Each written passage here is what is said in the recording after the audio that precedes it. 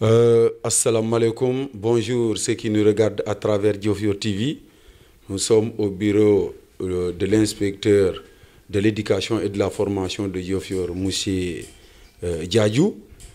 Aujourd'hui, nous allons maintenant parler surtout de la réouverture maintenant des classes le 2 juin prochain.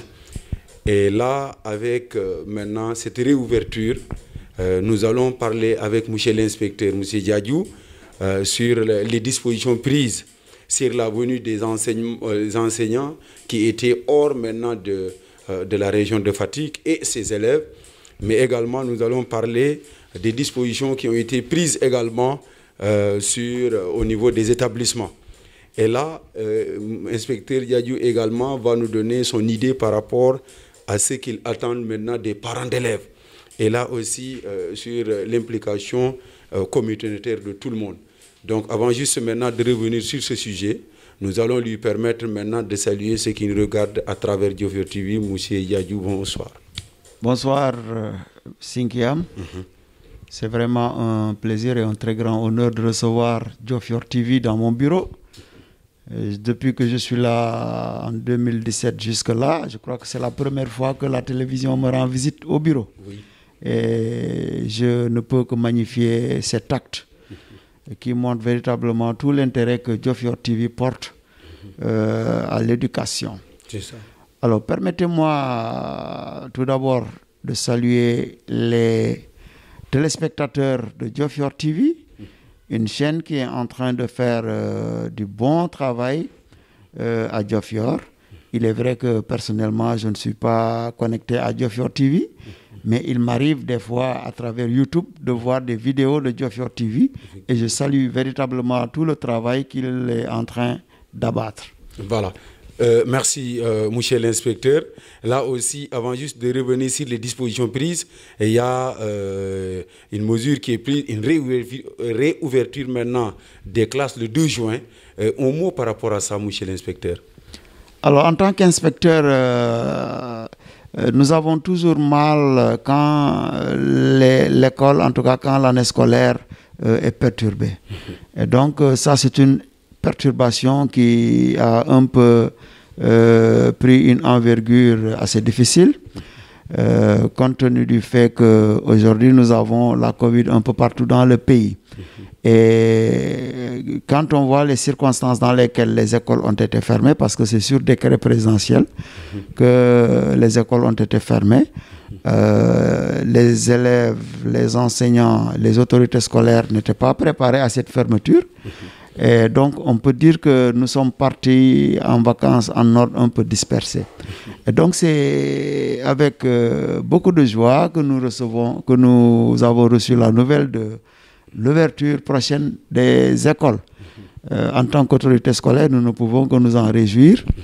Mais il y a quelque part une inquiétude parce que nous voyons que la pandémie est en train de s'étendre jusque-là. Voilà, merci beaucoup, monsieur l'inspecteur Diadjou. Et pour ceux qui nous regardent à travers Diofior TV, je vous rappelle que dans son bureau, monsieur l'inspecteur Diadjou qui nous reçoit Diofior TV pour parler maintenant sur les dispositions qui doivent être prises avant juste la réouverture. Maintenant, monsieur Diadjou, en tant qu'inspecteur de l'éducation et de la formation de Diofior, quelles sont les dispositions que vous avez prises avant juste maintenant la réouverture des classes, surtout au niveau des enseignants et les élèves qui sont hors de la région? Alors, il faut dire que quand les écoles ont été fermées, nous ne sommes pas restés, disons, sans avoir un contact avec nos enseignants, nos directeurs. Nous sommes restés en contact permanent. Parce qu'il est vrai que ce sont les écoles qui ont été fermées, mais le service a toujours fonctionné. Il a toujours fonctionné. Moi, personnellement, j'ai toujours été tous les jours ici au bureau. C'est-à-dire que ce sont certes les écoles qui ont été fermées, mais l'administration scolaire est restée toujours ouverte. Et pourquoi nous sommes restés ouverts? C'est tout simplement parce qu'il y avait cette perspective de la réouverture. Ce qui fait que quand le président a pris la décision de rouvrir les écoles. Cela ne nous a pas tellement surpris. Et donc, on s'était préparé à cela. Alors maintenant, compte tenu du fait que la décision a été prise, il va sans dire que des dispositions ont été forcément prises. Dispositions qui ont été dictées par les instructions qui nous ont été données de la hiérarchie, c'est-à-dire du niveau central. Alors, dès que nous avons reçu la note d'orientation qui cadre un peu le dispositif à travers lequel l'école va rouvrir ses portes, nous l'avons partagé, ce dispositif-là.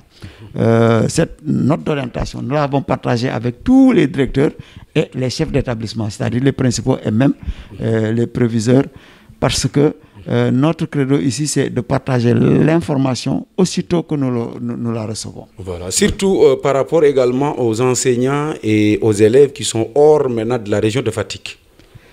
Alors, donc, est-ce que vous aviez leur contact voilà. Pour revenir un peu par rapport aux enseignants, avant d'arriver aux élèves, il faut dire que l'une des commandes, la première commande d'ailleurs du ministère, c'était de faire le recensement de tous les enseignants qui sont hors de la région.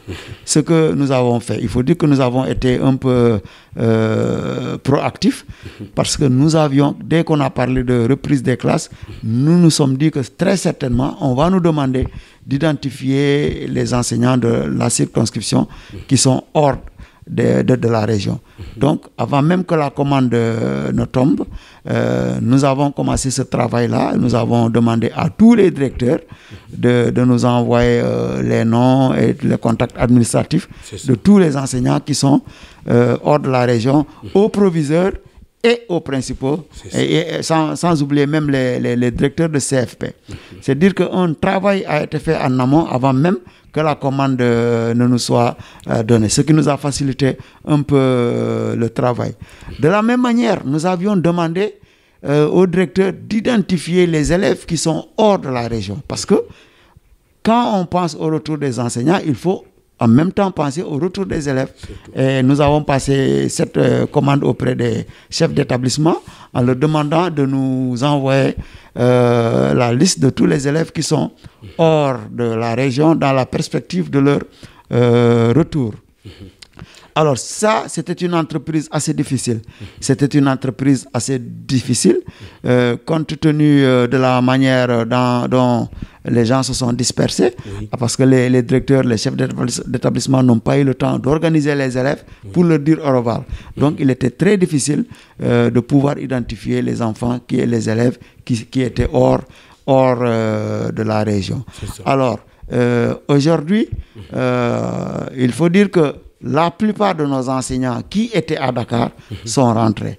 Parce que dans la mise en route des enseignants, on a commencé par ceux qui étaient à Dakar. Et aujourd'hui, la plupart d'entre eux sont rentrés parce que le ministère a mis à leur disposition la logistique qu'il fallait. Et nous, personnellement, nous avons ici aussi élaboré des attestations de service pour leur faciliter véritablement l'accès au BIS. Alors aujourd'hui, ce qui se pose en ce moment comme problème, c'est peut-être le retour de nos élèves. Et nous sommes jusque-là en train d'identifier ces élèves-là qui sont hors de notre région. Et par anticipation, nous avions même demandé aux chefs d'établissement, proviseurs, directeurs et principaux d'établir des certificats de scolarité à ces élèves au cas où on le leur demanderait pour monter dans les bus. Donc ça, c'est par anticipation. On n'est pas encore là, arrivé là au moment où nous parlons, mais par anticipation, je leur ai demandé de produire ces documents-là pour faciliter le retour à leurs élèves. Mieux, nous sommes en train de prendre en charge également les élèves qui nous sont venus d'ailleurs. Et ça, sur instruction du ministère, nous sommes en train de recenser les élèves qui sont actuellement en vacances dans la circonscription et qui voudraient retourner, qui voudraient retourner dans leur localité d'origine. Ok. Donc, jusqu'au moment où vous m'avez trouvé dans le bureau, j'étais en train de finaliser une liste que je devais envoyer à l'inspection d'académie, une liste comportant les noms de ces élèves qui devraient rentrer incessamment. Voilà, et surtout aussi par rapport au nombre approximatif, certainement pour les enseignants, vous n'avez pas le nombre ou bien? Alors, pour les enseignants qui sont hors de la région, nous avions dénombré 894. C'est ça. 894, dont près de 400 qui étaient à Dakar. Pour le nombre global d'enseignants, personnel administratif, personnel pédagogique que nous avons à peu près 2117 agents. Alors, pour les classes de CM2, parce qu'aujourd'hui, nous parlons des classes d'examen. C'est ça. Pour les classes de CM2, nous attendons 4974 candidats. Et pour les élèves de 3e, je dis bien les élèves de 3e, parce qu'en 3e, on n'a pas que des candidats au BFM. Vous reprenez, s'il vous plaît, l'élémentaire. Ah, ok. Pour l'élémentaire, je disais que nous attendons un nombre de candidats qui s'élève à 4974. Et pour le BFM, nous attendons un nombre de candidats qui s'élève à 4315 candidats. C'est ça. Alors, à ces 4315 candidats, il faut ajouter 50 apprenants qui sont en classe d'examen dans nos deux CFP, qui ont des classes d'examen bien sûr, voilà, le CFP de Diofior et celui de Loul CSN. À ce qui nous fait approximativement 4365 pour les 3e et CFP. Alors pour les élèves de terminale, nous en avons 2577. Donc, ça fait un nombre impressionnant de gens dont il faut doter de masques. Oui. Est-ce que, voilà, nous allons maintenant quitter surtout, parce que venir sur ce point, parce que par rapport maintenant aux dispositions qui ont été prises maintenant au niveau des établissements et pour ces élèves-là. Alors, pour les établissements, oui. Dès que nous avons reçu l'information relative à réouverture prochaine des classes, nous avons initié une correspondance que nous avons adressée aux collectivités territoriales. Aujourd'hui, tous les maires ont reçu une correspondance dans laquelle l'inspection de l'éducation et de la formation a fait une expression de besoin en termes de masques, en termes de thermoflash, en termes de lave-mains et tous les intrants dont les gens auraient besoin pour bien garantir la sécurité et la santé des apprenants et de leurs enseignants. Il faut dire que les maires sont en train de répondre très favorablement à notre demande. Parce que je peux dire que, par exemple, à Palmarin, il y a déjà eu une distribution de matériel. À l'ULCSN, ça a été déjà fait.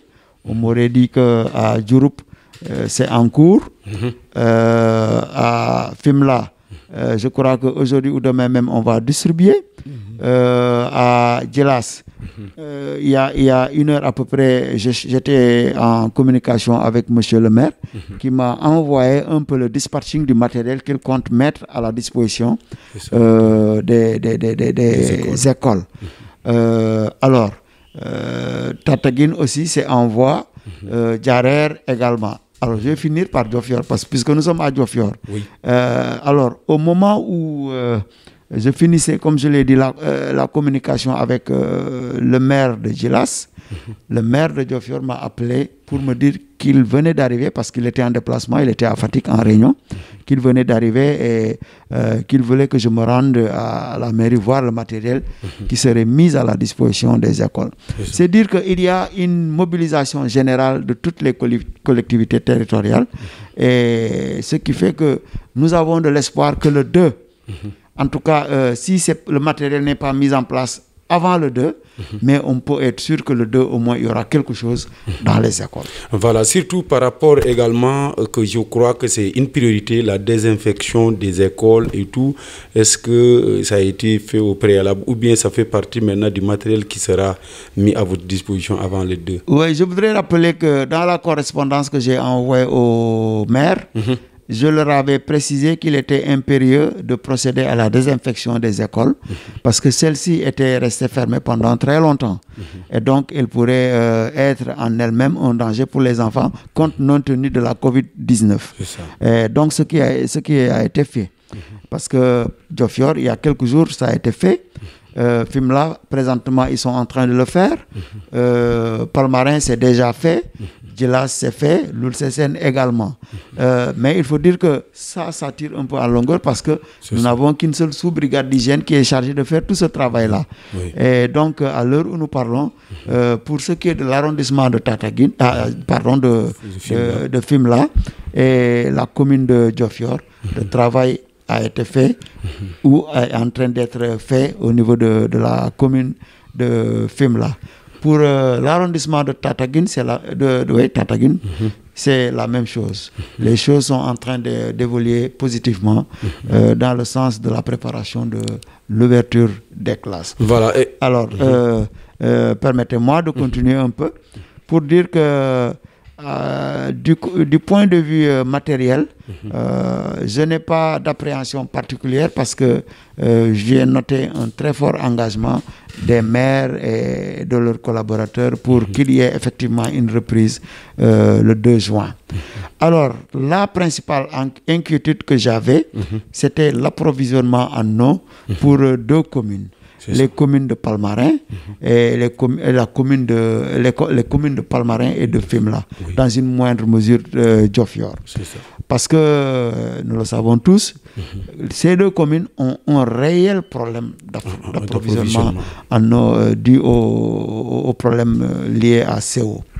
Mais nous avons pris les dispositions en rapport avec, pour Fimela, le maire, et pour Palmarin, avec les autorités administratives, le gouverneur et l'autorité académique qui est l'inspecteur d'académie. C'est ça. Voilà. En tout cas, pour Fimela, le maire a pris l'engagement d'assurer l'approvisionnement en eau au moins chaque semaine pour les écoles. À charge maintenant pour les écoles de trouver véritablement des réservoirs pour stocker suffisamment d'eau et gérer le travail pendant la semaine. Voilà, donc pour ceux qui regardent maintenant Diofior TV, nous vous rappelons que nous sommes dans le bureau de l'inspecteur Diadjou, inspecteur de l'éducation et de la formation de Diofior. On parle maintenant dans le cadre de la réouverture maintenant des classes le 2 juin. Monsieur l'inspecteur, là aussi, un message pour les enseignants qui seront dans les classes pour la surveillance et le travail pour une bonne qualité d'enseignement. Merci. Alors, les principaux soldats, ce sont les enseignants. Et hier, je le rappelais à Fimela FM, je leur disais qu'on ne peut pas aller en guerre avec des soldats qui ont peur déjà. Parce qu'il y a la communauté qui est là derrière nous, qui nous observe, et nous autres soldats qui devons aller au front. Si nous avons peur, nous ne pourrons pas rassurer la communauté. C'est pourquoi je les invite à la sérénité. Et je sais qu'ils sont sereins. Je sais que c'est des gens très responsables et très patriotes. Et ils l'ont démontré quand ils quittaient Dakar dans la douleur pour regagner les différentes localités. Quelqu'un qui n'est pas patriote, quelqu'un qui n'est pas responsable, n'aurait pas accepté de voyager dans ces conditions difficiles. Et je les salue véritablement et les encourage. Et leur dire que, au-delà du fait qu'ils assurent l'instruction des enfants, ils leur assurent également l'éducation. C'est dire que les bonnes manières, ce que nous appelons les mesures barrières aujourd'hui, les enseignants doivent être les premiers à les respecter. Surtout. Il faut qu'ils soient les premiers à les respecter pour qu'ils puissent demander à leurs élèves, à leur tour, de les respecter. Et c'est là où véritablement il est important pour les enseignants, même dans la rue, de donner le bon exemple. Il m'arrive quelquefois de taquiner certains enseignants que je croise dans la rue ou qui sont dans les groupes. Je leur dis, mais où est votre masque? Certains qui, par oubli, viennent à l'inspection sans leur masque. Je leur dis, retournez prendre votre masque. Effectivement. Alors je me rappelle, un enseignant était venu dans mon bureau, il n'avait pas de masque, je lui ai dit, tu retournes prendre ton masque. À son retour, il m'a dit, mais monsieur l'inspecteur, vous savez, ici, il n'y a pas encore la maladie. Je lui ai dit, le problème, c'est pas d'attendre que la maladie arrive pour porter le masque. C'est ça. Mais nous sommes des éducateurs. Si la communauté nous voit porter des masques, elle va se mettre aussi à porter les masques. Donc, il faut forcément que nous donnions l'exemple parce que nous sommes les éducateurs. Alors, il va sans dire que c'est ce même comportement-là qu'il devrait adopter à l'école. L'enseignant devrait avoir son masque toujours avec lui, sur lui, à l'école. Vous voyez, quand vous êtes arrivé dans mon bureau, je pouvais dire que non, je suis dans mon bureau, je suis seul, je peux enlever le masque. Mais je l'ai laissé. Depuis 9h, je suis ici, dans mon bureau. Et j'ai porté mon masque. Depuis 9h, imaginez-vous, j'ai mon masque. Oui. Ce n'est pas parce que je suis en danger ou quelque chose, mais l'image que ça donne aux gens, aux visiteurs. C'est ça. Quand ils entrent. Mais ils se diront que même l'inspecteur porte le masque. Donc, nous avons tous intérêt à porter le masque. C'est ça. Et pour que les parents qui vont amener les enfants à l'école, pour que les parents qui sont dans la rue acceptent, ou à la maison, acceptent de porter le masque et demandent à leurs enfants de le porter, il faut que l'enseignant lui-même donne l'exemple. Voilà, c'est là-bas où maintenant nous voulons que vous reveniez. C'est surtout maintenant, qu'est-ce que vous attendez chez les parents d'élèves surtout par rapport même, parce que je sais que c'est une lutte d'ensemble. Et qu'est-ce que vous attendez des parents? Vous l'avez dit, hein, c'est une lutte dans laquelle tout le monde est engagé. Les enseignants, les autorités scolaires, les parents, surtout les parents. Parce qu'aujourd'hui, les gens disent l'État n'a encore rien mis, l'État, mais en réalité, le principal problème, c'est qu'il faut qu'il y ait l'implication communautaire. L'enfant, il aura beau porter un masque à l'école en arrivant, mais s'il arrive à la maison, il va jouer dans la rue avec ses camarades sans masque, etc., etc. Le danger est toujours là. Donc, il faudrait que les parents prennent toutes les dispositions pour que chaque fois que les enfants sortiront de la maison, qu'ils aient un masque. Qu'ils évitent que les enfants se regroupent hors des maisons. Qu'ils aient des regroupements. Cela est valable, bien entendu, pour les adultes.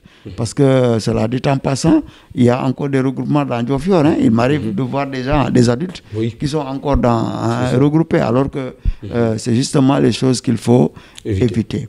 Donc, il faudrait que les parents continuent ce que les enseignants auront commencé à l'école.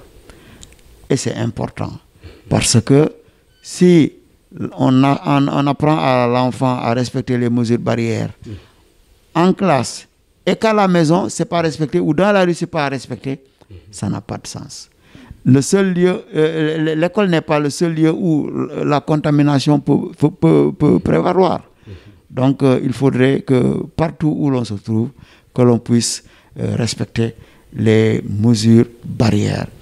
Et éduquer les enfants dans le sens véritablement de faire très attention, parce que entre l'école et la maison, il y a la route, il y a le chemin qui va veiller sur les enfants quand ils seront sur la route. C'est pourquoi il faut impérativement inculquer ces bonnes manières-là, de façon à ce que l'enfant qui sortira de l'école, il saura qu'il faut que j'aille droit à l'école sans enlacer mon camarade, sans sortir, enlever mon masque. Il faut que quand je sors de la maison, que j'aille directement à l'école. Quand je sors de l'école, que j'aille directement à la maison. Alors, l'autre appel que je lance à l'endroit des parents, c'est que les enfants, ils seront à l'école de 9h à 14h pour l'élémentaire et de 9h à 15h pour le moyen et le secondaire. C'est un temps très long. C'est pourquoi il est essentiel que les enfants puissent prendre le repas, un repas suffisamment fort, un repas de CRR, avant d'aller à l'école. Parce qu'il ne sera plus possible pour l'enfant de sortir à la récréation pour aller prendre son petit déjeuner à la maison. Ça, ce ne sera plus permis.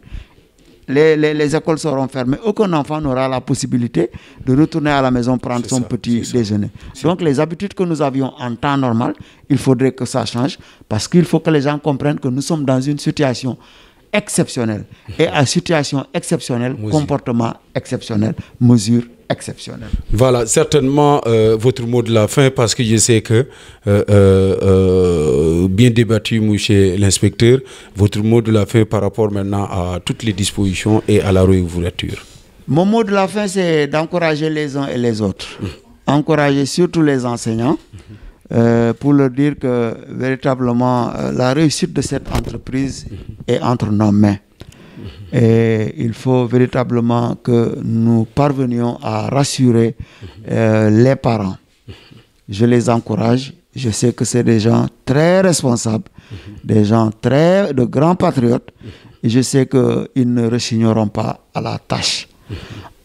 L'autre appel que je voudrais lancer, c'est de leur faire comprendre, de faire comprendre à mes collègues enseignants que, en tout cas, le dispositif pour la reprise, il est progressif.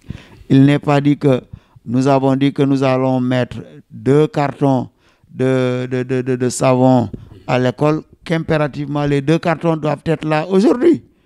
C'est progressif. C'est progressif.